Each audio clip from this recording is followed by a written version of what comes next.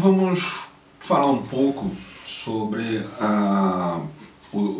continuando a temática sobre o direito internacional, mas hoje falar um pouco sobre a Segunda Guerra Mundial e suas consequências. Então, é um tema um pouco extenso e a gente vai tentar ser bem sintético, mas existem vários pontos a serem abordados. E o que me parece muito determinante para a análise, inclusive, de entender os fatos atuais, é a gente entender o que foi e o que significou a aliança de Stalin com Hitler. Por quê? Essa aliança do Stalin com Hitler, ela tem consequências até hoje, e foi uma das maiores traições imagináveis que se poderia cometer contra a classe trabalhadora por parte do stalinismo. Incrivelmente, o stalinismo ainda reivindica essa aliança até hoje, e ela tem várias analogias possíveis com a aliança Trump-Putin. Mas as analogias, elas são perigosas exatamente porque elas, ao mesmo tempo, elas guardam semelhanças, mas elas também, muitas vezes, ofuscam as diferenças. Então a gente vai tentar trabalhar um pouco, entender o que foi originariamente a aliança de Hitler com Stalin, de Stalin com Hitler, e as consequências disso para a classe trabalhadora mundial, mas também entender as bases para depois, mais na frente, a gente debater as diferenças, as semelhanças e diferenças dessa aliança com a atual aliança de Putin com Trump. Mas, enfim, a aliança, o pacto que Stalin faz com Hitler é um pacto, enfim, que foi o que permitiu a invasão da Polônia, a formação, inclusive, do gueto de Varsóvia. Stalin corroborou, foi cúmplice da formação dos guetos contra a população judaica e as perseguições, ou seja, todo o início do que viria a ser consolidado posteriormente como Holocausto e tudo mais. Stalin foi parte disso, o stalinismo foi parte disso. Essa aliança possibilitou e desorganizou o Exército Vermelho, desorganizou a guarda revolucionária, então, de modo que facilitou que mais adiante Hitler, quando rompe esse pacto, faz a Operação Barbarossa, que é, enfim, uma referência, inclusive, a um dos imperadores do chamado Sacro Império Romano, que fez um expansionismo muito grande. Então, essa operação, Hitler avança para quase toda, quase toda a Rússia, chega às portas, chega a Moscou, chega às portas de Leningrado, atual São Petersburgo. Então, Hitler avança bastante, né, nesse sentido, porque Stalin girou todas as suas tropas para o Japão. Na verdade, ele desarmou, ele desorganizou, mesmo ele tendo recebido informações de serviços de espionagem que existiam dentro dos grupos nazistas. Então existia uma chamada Orquestra Vermelha, que era um grupo de espiões que atuavam dentro dos grupos nazistas, que identificaram que isso poderia acontecer, e Stalin ignorou essa informação. Ele estava tão confiante, inclusive é dito que Goebbels teria dito que Stalin estava tão fascinado por Hitler, assim como um coelhinho fascinado por uma cobra, por uma serpente. E de fato Stalin abriu completamente a guarda. Então, mais na frente a gente vê que foi a resistência do povo russo, do povo soviético, da classe trabalhadora, que lutando em armas diretamente conseguiu reverter a situação, principalmente com a famosa Batalha de Stalingrado, que, um parêntese, que muito se atribui que teria tido a grande força do chamado General Inverno, como se o inverno fosse frio somente para os invasores e não para a própria população local também não tivesse sofrido bastante com essa batalha. A população, a cidade completamente cercada, a cidade sem fontes de abastecimento, passando fome, frio e na verdade lutou bravamente e conseguiu reverter e impor uma derrota aos nazistas, que foi o que mudou a situação da guerra a partir daquele momento, né? Então a luta, a heróica luta do povo russo, mas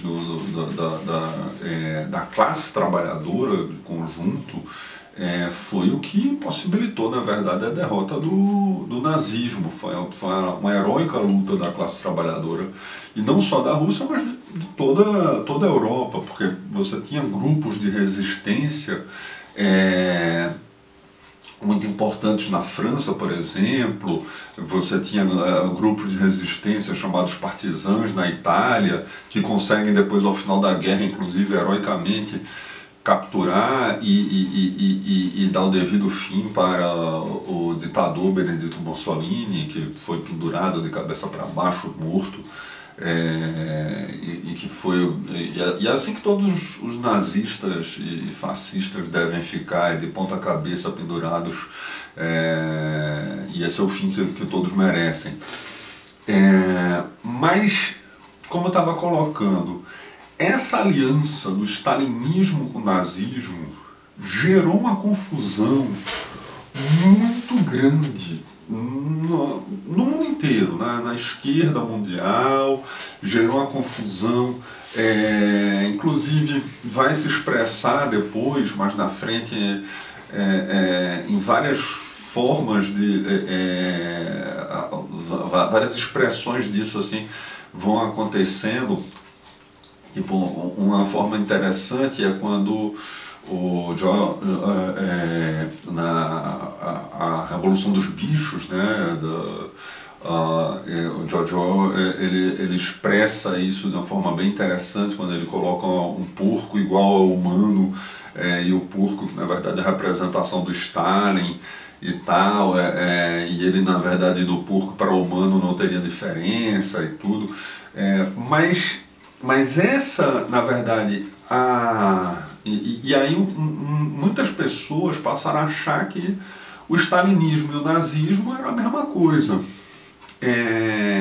Essa confusão gera um retrocesso na consciência da classe trabalhadora muito grande.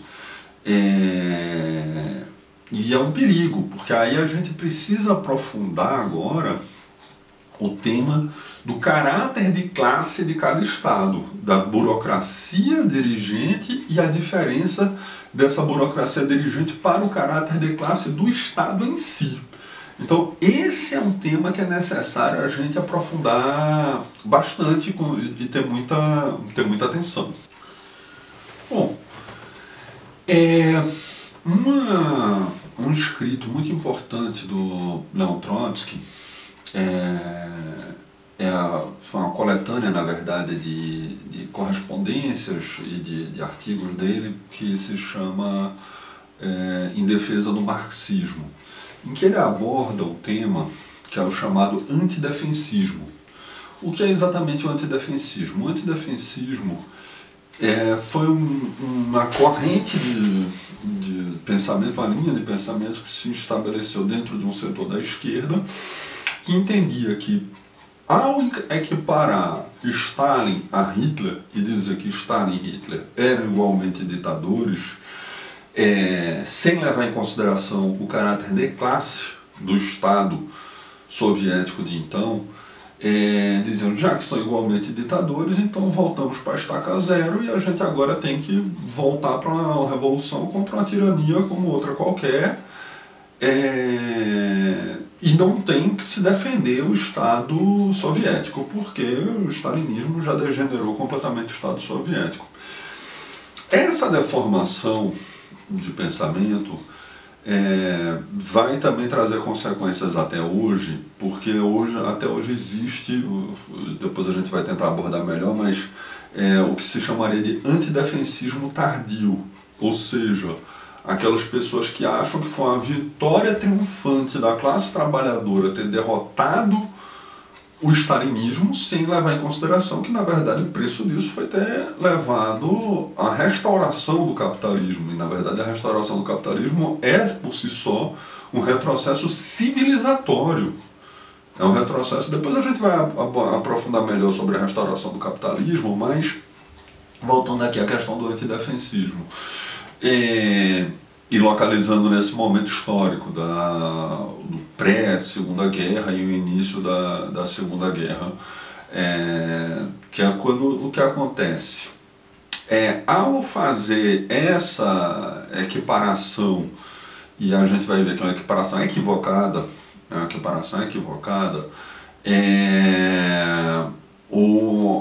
as pessoas terminavam puxando para uma política que era não defender o Estado soviético. E o Leon Trotsky, ele tem uma visão muito nítida, muito pragmática com relação às questões. Ele vai defender, ele vai fazer uma análise dos estados de acordo com seu caráter de classe ou com sua localização no sistema internacional de estados. Ou seja, se os estados são imperialistas, eles vão ser combatidos. Se eles estão enfrentando estados oprimidos, não importa os governos de turno, não importa. Então a localização, isso aí a gente teria que se colocar a favor dos estados oprimidos. Se o estado operário está enfrentando um estado burguês, a gente vai defender o estado operário, acabou. Acabou, não tem muito debate. Qualquer defesa do estado operário, ela tem que ser feita. Por quê? Você pode até defender que tem uma revolução política dentro do Estado operário. Se você avalia que o Estado ainda é um Estado operário, então tem que dar talvez uma revolução política, se você tem uma direção degenerada, uma direção burocrática, uma direção encastelada desse Estado. Mas se o caráter de classe do Estado ainda é um caráter de classe operário, então isso é determinante. E aí Trotsky usa uma série de balizadores para identificar que o Estado ele ainda era um Estado operário, que você não tinha exploração de mais-valia, você não tinha propriedade privada dos meios de produção, você tinha o controle estatal do comércio exterior, você não tinha o chamado livre mercado. Então você tem uma série de elementos, você não tinha, por exemplo, a formação de um sistema financeiro, de um sistema de capitais. Então você tem uma série de elementos que determinavam que aquele Estado soviético dos anos 30, ele ainda era um Estado socialista, com toda a degeneração e a deformação do stalinismo, mas ainda era um Estado socialista. A direção desse Estado socialista era uma direção burocrática degenerada, é uma outra história. E essa direção cometeu uma série de traições contra a classe trabalhadora, como eu disse. Fazer o pacto com Hitler, tentar dividir a Europa e achar que isso seria o melhor caminho para a Revolução Proletária Mundial, isso aí é uma traição inimaginável, isso é uma traição terrível. Por quê? Na verdade, o pacto do Stalin com Hitler só foi rompido não porque o Stalin planejou muito habilmente, que é como os stalinistas hoje tentam recontar a história. Na verdade, foi rompido por conta do Hitler. O Hitler que rompe o pacto e que avança contra boa parte do leste europeu e avança, toma um bom pedaço da Rússia, enfim. Então, entender esse movimento é muito importante. E Trotsky, ele é muito, como eu disse, muito pragmático, inclusive de fazer uma defesa, de dizer o seguinte, isso já em 29, tem um texto dele, dizendo, olha, basicamente assim, com outras palavras, mas ele diz, a esquerda tem que sair do pacifismo e ir para o bolchevismo. Isso acho que é determinante, isso me parece hoje, olha, muito válido. A esquerda não é pacifista, a esquerda é bolchevique, a esquerda tem que ser bolchevique. E não quer defender o bolchevismo. Não é defender o pacifismo, é defender o que significam avanços para a classe proletária, para o proletariado, para a classe trabalhadora mundial.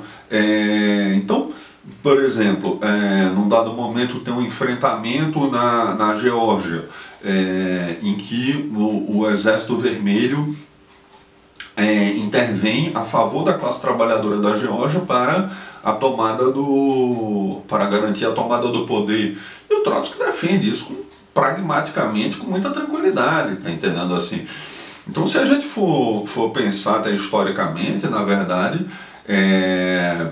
teria sido até uma vantagem se os bolcheviques tivessem podido ajudar na Revolução Alemã do início dos anos 20, ter salvado a vida da Rosa Luxemburgo e ter garantido o triunfo da Revolução Alemã. Mas aí a história não é feita pelo CIS, né? Mas o que eu quero dizer, é importante a gente entender essa questão do caráter de classe. Por quê? Como eu disse, do mesmo jeito que existe um equívoco hoje do antidefensismo tardio, também existe um equívoco para o outro lado, de confundir a Rússia pelo fato de ser a Rússia como se a Rússia ainda fosse a União Soviética, como se a Rússia ainda fosse um Estado operário. Bom, acho que ninguém, nem sem consciência, nem com honestidade intelectual, vai dizer que a Rússia é um Estado operário. Alguém com honestidade intelectual pode até dizer que a China é um Estado operário, mas acho que é um outro debate até bem complexo, mas também discordo. Para mim não é mais o Estado operário, a China já está, o capitalismo já está avançadamente restaurado. Mas, voltando aqui, entender esse critério, esse crivo de classes para a gente poder se posicionar é essencial. É essencial no debate, porque você entender o seguinte, a gente está a favor do Estado operário ou está a favor do Estado imperialista. Tanto a Alemanha nazista quanto os Estados Unidos ou a Inglaterra ou a França eram estados imperialistas. A União Soviética era um estado proletário. Então era necessário defender um Estado proletário, defender a União Soviética, ainda que a direção da União Soviética fosse uma direção traidora, fosse uma direção degenerada, burocrática e tal. Era necessário derrotar também essa direção, mas defender o Estado proletário. Defender o Estado proletário. Então, defender o proletariado, defender o Estado proletário, defender o Exército Vermelho, isso era essencial naquele momento histórico. Ainda que com todas as diferenças e denunciando, inclusive, a traição que o stalinismo cometeu ao fazer esse pacto com Hitler. Enfim. Bom, então, como estava dizendo, com relação apesar do Stalin, não por conta do Stalin, mas apesar do Stalin, a classe trabalhadora foi vitoriosa em várias batalhas. E, bom, também é importante destacar, os socialistas não são pacifistas. Isso a gente tem que repetir enfaticamente. Socialistas defendem a luta. Para quê? Pelo bem da humanidade, pela paz. Mas é necessário saber se defender. E foi assim que a classe trabalhadora conseguiu derrotar os nazistas. Conseguiu derrotar os nazistas em vários lugares. Na batalha histórica de Stalingrado, mas também em várias outras batalhas. A classe trabalhadora teve um papel decisivo na batalha, inclusive do gueto de Varsóvia, no levante de Varsóvia. Então, foi importantíssimo. A classe trabalhadora, como eu disse, na Itália, na França, toda a resistência francesa que conseguia minar a questão da invasão nazista. Então a classe trabalhadora foi se organizando e foi oferecendo pontos de resistência, que inclusive possibilitando a tomada de poder em regiões como os Balcãs, em que se forma a Iugoslávia, a resistência grega, a resistência da classe trabalhadora em todos esses lugares foi oferecendo, foi propiciando derrotas ao nazismo e grandes vitórias para a classe trabalhadora. E quando se chega ao final da Segunda Guerra, ou seja, o Exército Vermelho avança para quase toda a Europa e no restante onde o Exército Vermelho não estava, na verdade, a classe trabalhadora em armas. Então o que é que acontece? O stalinismo, nesse momento, faz uma outra traição, que é o Pacto de Yalta e Potsdam, porque é uma cidade, na verdade, na atual Ucrânia, né, na Crimeia, e a outra cidade na Alemanha, em que existem as reuniões entre Stalin, Churchill, Roosevelt, tal. Eles fazem as reuniões para encerrar a guerra. E esse pacto é o pacto que vai desenhar o mundo daí em diante, que praticamente vai dar as balizas principais para depois a formação da ONU. Depois a gente vai até aprofundar um pouco mais sobre a ONU em si, mas é interessante demonstrar exatamente o que a gente está falando como que a relação bélica vai ser o que vai depois desenhar a ordem jurídica. Ou seja, a ordem jurídica, ela não serve, ela não é capaz de impedir relações bélicas. Ela não é capaz. A história de tratados de guerra, leis internacionais e tal, isso é muito relativizado. Isso é muito relativizado. A questão objetiva que se dá é pela força. Primeiro você tem uma relação bélica. Depois que se estabelece a relação bélica, aí você vai ter o desenho você vai ter o desenho a partir da relação bélica, você vai ter o desenho de como que vai se conformar as relações jurídicas. Então,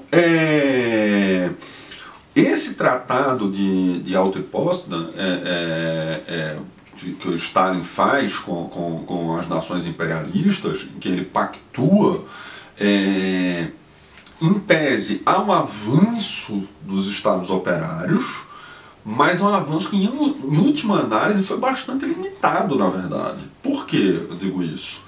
Porque a França, teoricamente, o dirigente da França, que é um burguês nacionalista, o de Gaulle, ele, na verdade, estava na Inglaterra dando o comando pelo rádio.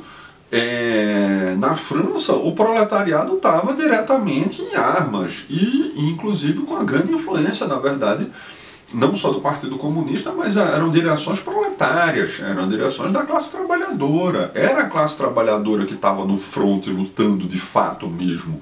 A mesma coisa na Itália. Aí vai dizer, bom, então aí a Guerra Fria teria se tornado automaticamente então a Guerra Quente e tal.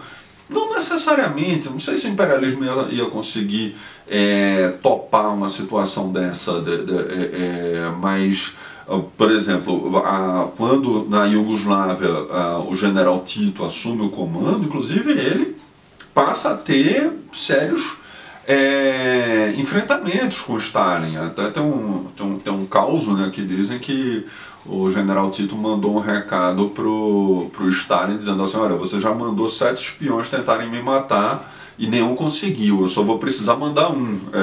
Mas não sei se é verdade, né? Nenhum dos dois confirmaria a história, mas o fato é que Stalin tenta depois, na verdade, atravancar o avanço das revoluções socialistas. Então as revoluções socialistas elas vão ocorrendo não por conta do stalinismo, mas apesar do stalinismo. Então, a Revolução Chinesa vai ocorrer apesar do stalinismo, porque o stalinismo, na verdade, atravancou a Revolução Chinesa em anos, em décadas, talvez, com todas as alianças com Chiang Kai-shek e tal, essa coisa toda, que permitiu o massacre de Cantão, enfim. Então, os atrasos da Revolução Socialista eles ocorreram muito fortemente por conta dessa direção da Terceira Internacional. E é importante a gente demarcar e entender exatamente essas limitações que o stalinismo vai impondo a partir para a ordem mundial no pós-Segunda Guerra, em que passam a ter direções, às vezes, que inclusive tinham origem, até direções com origem na burguesia, na pequena burguesia, direções principalmente pequeno-burguesas, na verdade, de processos de lutas anti-imperialistas, lutas anticoloniais que se tornam socialistas por conta das questões objetivas, porque as condições objetivas estavam tão dadas que empurravam essas direções para irem além de onde pretendiam originalmente. Fidel Castro, na verdade, era um movimento era um movimento nacionalista com características de nacionalismo burguês, mas quando faz a Revolução Cubana termina avançando indo para além, para uma expropriação da burguesia, para a formação do Estado operário. E a mesma coisa, como eu disse já com a China, a Guerra do Vietnã, por exemplo, era uma guerra, na verdade, de independência nacional, que começa com a chamada Indochina contra os franceses, e aí depois continua a guerra contra os norte-americanos, e passa a ter um processo revolucionário contínuo, né? Ou seja, uma luta revolucionária, e uma luta mesmo, assim, foi uma guerra que durou décadas, com uma mortandade muito grande, mas com a brava resistência do povo vietnamita, que conseguiu derrotar a maior potência imperialista até hoje, na verdade, né? Os Estados Unidos é a maior potência imperialista até hoje. E o bravo povo vietnamita conseguiu derrotar com guerrilhas, se escondendo lá no meio do mato, no rio, cara tal, com os fuzil lá, e conseguiu enfrentar isso, impor derrotas. Então, a questão da luta revolucionária que vai se dar na segunda metade do século XX, no pós-Segunda Guerra, é uma luta que você tinha como referência um Estado operário, como eu já disse, degenerado, deformado, com uma série de limitações, mas que possibilitou também a existência de uma série de lutas revolucionárias nesse período. Bom, então o que é que acontece? Nesse momento da segunda metade do século XX, você tem praticamente um terço da humanidade que passa a estar sob regimes de estados operários. Isso é um avanço civilizatório sem igual. O mapa mundi amplia-se o número de estados operários de forma surpreendente. Isso é algo fantástico, porque você passa a ter pelo menos um terço da população mundial deixa de sofrer a exploração da mais-valia. Isso é um avanço, isso indubitavelmente é um avanço. Ao mesmo tempo, você tem uma série de lutas anticoloniais, lutas revolucionárias na África, na Ásia, na América Latina, o endurecimento do regime na América Latina, com vários países passando por ditaduras militares, em que a burguesia vai mais desesperada lutar contra qualquer possibilidade de resistência, enfim, anti-imperialista, tal. Então você passa a ter um acirramento muito maior. O que é que acontece? Com a derrota dos Estados Unidos na Guerra do Vietnã, eles mudam a tática deles. E aí, diante da Revolução Portuguesa, eles passam a adotar uma tática que se chama a reação democrática. O que é isso? Ou seja, reação no sentido de ser reacionário mesmo, de ser algo da reação da burguesia diante da luta revolucionária. Então, os mecanismos da reação democrática, eles podem ser diversos. Do ponto de vista jurídico, você pode ter vários elementos. Você pode usar, por exemplo, a Assembleia Nacional Constituinte, você pode usar o próprio impeachment normal de um presidente, a tirada de um poder de um governante, uma alternância de poder como forma de você, digamos, aliviar um pouco a pressão momentânea, mas trocar, como se diz, 6 por meia dúzia. Você tira um governante mais impopular, coloca um outro com aspecto mais popular, mas que mantém o Estado burguês, porque esse era o grande medo da burguesia, era perder o controle de fato do Estado, ou seja, você assumir direções revolucionárias que passassem a mudar o caráter do Estado. Por exemplo, a própria Revolução Portuguesa é muito interessante, que ela começa, na verdade, como uma luta anticolonial nas então colônias portuguesas na África, e com a derrota de Portugal nessas lutas revolucionárias do povo africano contra a invasão portuguesa, Portugal vai sofrendo derrotas nas batalhas enfim, isso vai provocando um desgaste para, inclusive, havia então a ditadura salazarista, havia uma ditadura que era um resquício ainda de um fascismo na Península Ibérica naquele momento, ou seja, Portugal e Espanha passavam ainda por ditaduras mal resolvidas do período ainda dos anos 30, ditaduras que permaneciam, e Portugal, ao sofrer essas derrotas nas lutas coloniais, ou seja, Portugal tentando manter ainda um colonialismo tardio, sofre essas derrotas, e o que propicia que setores do próprio oficialato, setores do próprio exército, viessem a se insurgir contra a ditadura e lutar efetivamente num processo revolucionário, que abre-se um processo revolucionário por um período, mas depois fecha-se com, como eu já coloquei, a chamada reação democrática.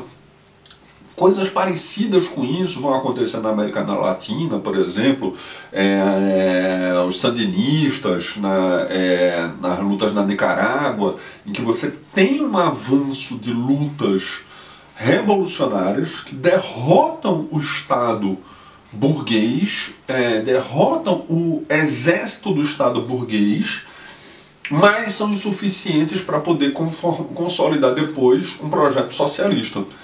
Então esse paradoxo é muito grande e é extremamente complexo, porque o exército, principalmente nos países como da América Latina, mas todos os países coloniais, semicoloniais, países que foram colônias, a África, boa parte da Ásia, o exército nesses países, ele tem uma conformação, na verdade, antipovo. No mundo inteiro, o exército ele é um instrumento de domínio da classe trabalhadora. mas mais especificamente nesses países, o exército, a razão de existir do exército é reprimir a classe trabalhadora. Ele não existe para defender fronteiras nacionais, para eles é inconcebível qualquer luta de defesa de soberania nacional. Eles são radicalmente contrários a isso. Mas isso é um outro tema para a gente aprofundar depois no outro ponto. Mas o que é que vai acontecer depois com o desenvolvimento da luta de classes nesse período? Da segunda metade do século XX, ou seja, já caminhando aí para os anos 70, a gente vai vendo o seguinte: a União Soviética vai passando por uma série de problemas, que depois do stalinismo aí vem todo o revisionismo histórico e tal, e aí começa a ter cisões, como eu disse, da Iugoslávia, Albânia, a China. A própria China começa a se referir à Rússia como social imperialista e tal, inclusive a forma de dominação que a Rússia exercia sobre outras nações proletárias tem características inclusive muito de invasão estrangeira. E você vai passando a ter problemas, e aí os Estados Unidos, percebendo essa cisão, cria uma cunha, uma funda para dividir exatamente o bloco socialista, dividir a China da Rússia, e faz a chamada diplomacia do ping-pong, que é quando o Nixon vai para a China e começa a estabelecer relações com a China, que tempos depois a gente vai ver que propicia efetivamente a restauração capitalista na China, efetivamente uma restauração negociada, uma restauração capitalista negociada, que mantém o status quo da burocracia hegemônica. Inclusive nesse período, parêntese, a própria esposa do Mao Tse Tung, depois que o Mao já tinha falecido, a esposa também passa a ser perseguida pela burocracia e tal, mas aí é toda uma história que depois a gente precisaria aprofundar mais sobre a China. Mas o ponto passa a haver um movimento do imperialismo em que ele, ao perceber que não conseguiria mais haver a derrota bélica, física dos processos revolucionários por si só, passa a ter uma luta superestrutural, uma luta ideológica com esta variante que é a reação democrática. E ao mesmo tempo há um enfraquecimento também das burocracias dos estados operários, porque também quando chega num esgotamento em que há um limite nos processos revolucionários, então, como dizem, aquilo que não avança retrocede. Então, se o processo revolucionário ele não continua num ascendente, avançando, ele vai retroceder. E aí, bom, camaradas, por hoje, esse breve lapso de tempo entre a Segunda Guerra Mundial e a restauração capitalista era o que a gente tinha para colocar. Depois vamos continuar falando depois da restauração capitalista, vamos ter outros vídeos falando sobre esses temas para localizar um pouco a questão do direito internacional, a questão da importância das guerras e a forma como vai se moldando o direito internacional até chegar nos dias atuais. Mas por enquanto é o que temos por hoje, e muito obrigado, camaradas.